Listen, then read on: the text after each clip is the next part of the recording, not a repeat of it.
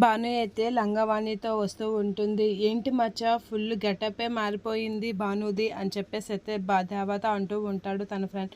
అలా అనేసరికి దేవ చూసి షాక్ అవుతూ ఉంటాడు. ఏంటిది ఇది ఎలా రెడీ అయ్యింది అని అనేసరికి నీకోసమే గల అని చెప్పేసి అయితే అంటూ ఉంటాడు. అలా అనగానే ఏంటి ఇలా వచ్చావనంటే నీకోసం క్యారేజ్ తెచ్చాను దేవా అని చెప్పేసి అయితే అంటూ ఉంటుంది. నీకు ఇష్టమైనవన్నీ వండిసి తెచ్చాను అని అనేసరికి ఇదేం టార్చరు, ఇక్కడికి వస్తే నువ్వు టార్చరు, అక్కడ అది టార్చరు అని అంటూ ఉంటాడు. ఆ టైంలో మిథున అయితే క్యారేజ్ పట్టుకొని వస్తూ ఉంటుంది.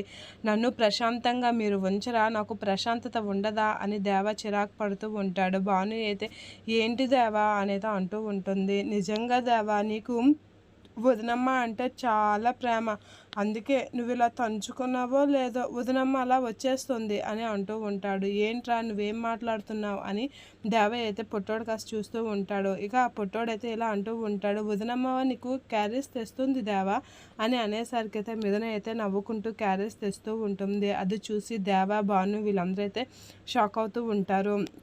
ఇక మిథున అయితే అక్కడికి వచ్చి ఏంటే నీకేంటే ఇక్కడ పని అని చెప్పేసి అయితే అంటూ ఉంటుంది. అలా అనేసరికి భాను అయితే నా దేవాకి నేను క్యారేజ్ తెచ్చుకున్నాను నీకేంటి అని చెప్పేసి అయితే అంటూ ఉంటుంది భాను.